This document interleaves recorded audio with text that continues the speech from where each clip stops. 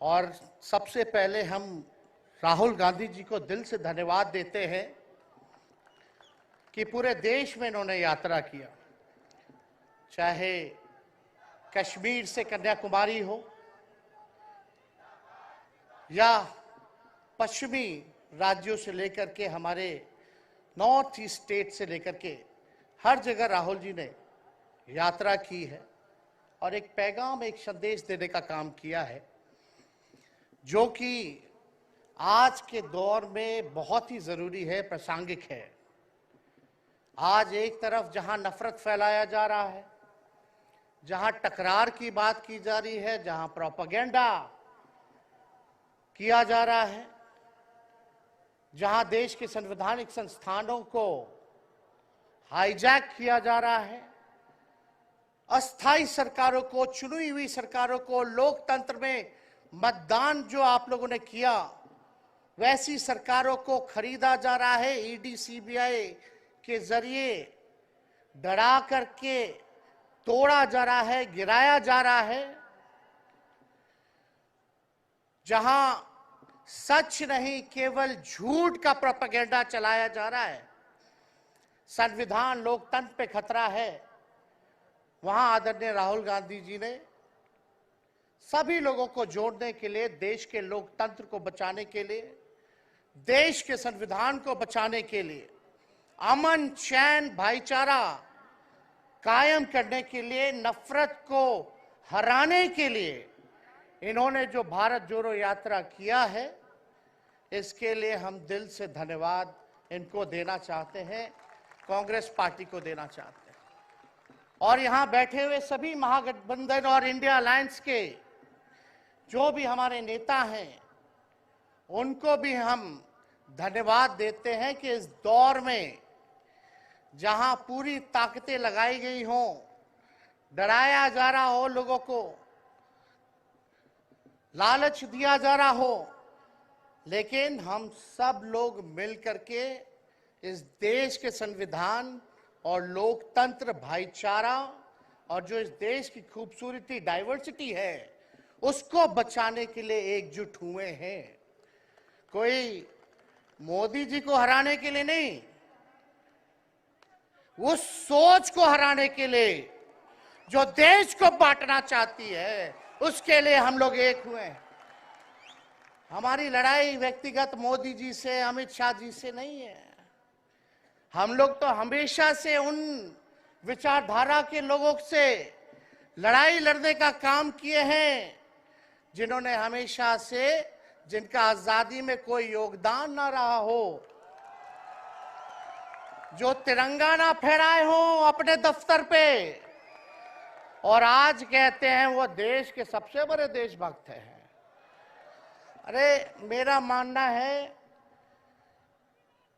कि देश में सबसे बड़ा अगर अपना दुश्मन है तो बेरोजगारी है, महंगाई है, आज गरीबी है, वो सबसे बड़ा दुश्मन है।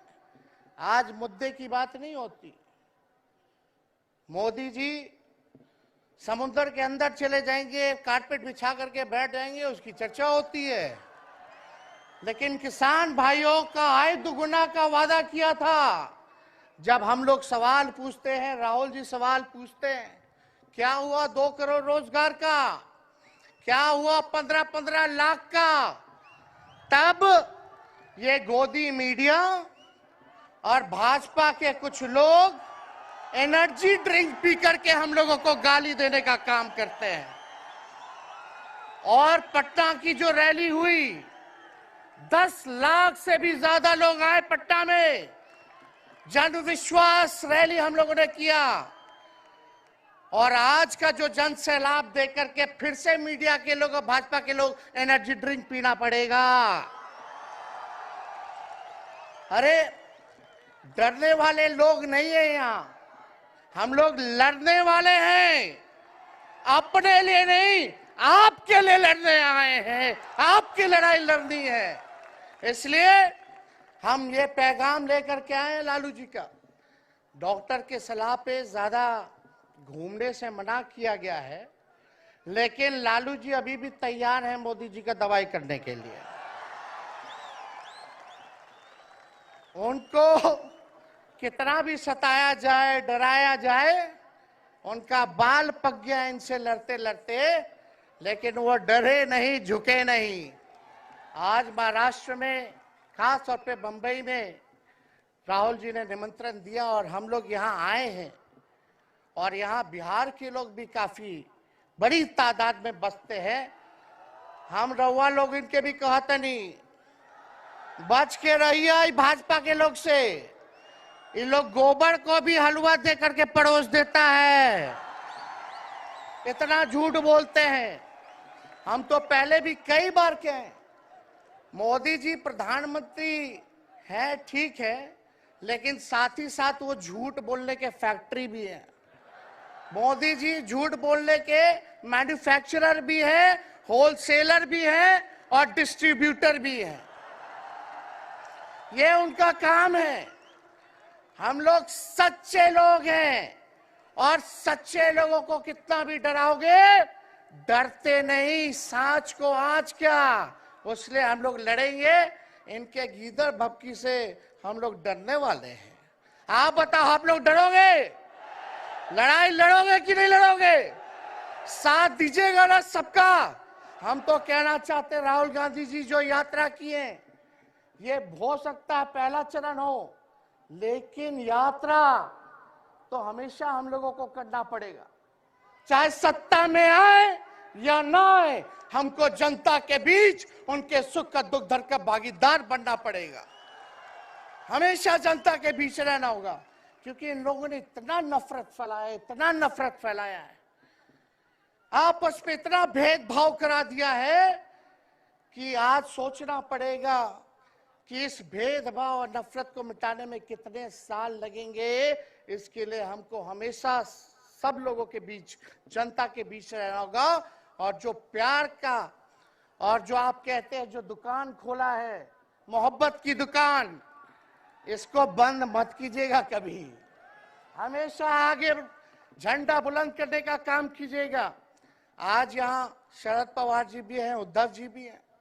आपको पता है ऑपरेशन लोटस हो रहा था, यहाँ विधायकों को खरीदा जा रहा था, डराया जा रहा था। या एक बात बता देते हैं, आज महाराष्ट्र सरकार में जितने लोग बैठे हैं, कोई लीडर नहीं है, सब डीलर है। शरद जी के नाम पे, एनसीपी के नाम पे वोट लेंगे, भाजपा से डीलिंग कर लेंगे। राहुल गांधी जी के नाम पे वोट लेंगे, भाजपा से डीलिंग कर लेंगे। शिवसेना उद्धव जी के नाम पे वोट लेंगे, भाजपा से डीलिंग कर लेंगे। ये लोग केवल डीलिंग करते हैं, इसलिए वहां कोई भी लीडर नहीं, सब डीलर बैठा हुआ है। और जो डरे डरे लोग गए, अच्छा हुआ चले गए, उससे कोई फर्क पड़ने वाला नहीं है। हमको कितना भी मिटाने का कोशिश करोगे, फिर से हम कारवा बनाने का हौसला रखते हैं। इसलिए हम सब लोग यही आए, क्योंकि जनता, आप सब लोग हमारे मालिक हैं और आप लोगों का आशीर्वाद मिलता रहना चाहिए। अरे महाराष्ट्र में तो कम से कम विधायकों को ले गए, बिहार में तो हमारे चाचा को ही हाईजैक कर लिया। बड़ा सुनते हैं, मोदी जी बार बार कहते हैं कि मोदी जी की गारंटी जो है सबसे मजबूत वाली गारंटी है। हम मोदी जी को चैलेंज करते रहे, मोदी जी सबसे पहले, बाद में जो गारंटी देना, लेकिन अगर मेरा चाचा का गारंटी देके दिखा दो पहले कि वो फिर से पलटेंगे कि नहीं पलटेंगे। तो हम लोग, चलो बिहार में चाचा जी गए तो गए, हमारी शुभकामनाएं, बड़े हैं, अभिभावक हैं, लेकिन वहां जो आवाम का ताकत मिल रहा है, राहुल जी आए थे, सब लोग आए थे, जो प्यार मिल रहा है, वो हम इतना आप लोगों को कह सकते हैं कि बिहार में भाजपा जो भी सोचती हो, सर्वे वाले कुछ भी दिखाते हो, गोदी मीडिया के लोग, लेकिन बिहार में इस बार चौंकाने वाला रिजल्ट हम ला करके देने का काम करेंगे और आप लोगों को भी कहेंगे कि एकजुट हो जाइए, एकजुट होकर के लड़ाई लड़िए। ये मोदी जी क्या बोलते हैं, 2 करोड़, हम मोदी जी को चैलेंज करके बोलते हैं 17 महीने केवल डिप्टी सीएम हम बिहार के रहे, 5 लाख लोगों को सरकारी नौकरी दिया। मोदी जी अपने 10 साल में भी 5 लाख क्या कितना नौकरी दिए ये बता नहीं सकते। चैलेंज देते हैं कितना सरकारी नौकरी दिया। सबसे ज्यादा बहाली रेलवे का आता था, सब चीज प्राइवेटाइज कर दिया गया, खत्म कर दिया गया। आर्मी में आता था, उसको जो है क्या किया आप सब लोग जानते हैं, कॉन्ट्रैक्ट पे सारा चीज कर दिया गया। तो इसलिए आप सब लोगों का प्यार मिलता रहे, ज्यादा समय हम नहीं लेंगे।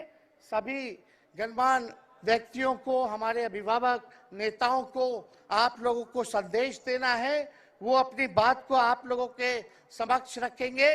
लेकिन आप सब लोग एक नारा लगाइएगा, हम बोलेंगे भाजपा भगाओ, आप सब बोलना देश बचाओ।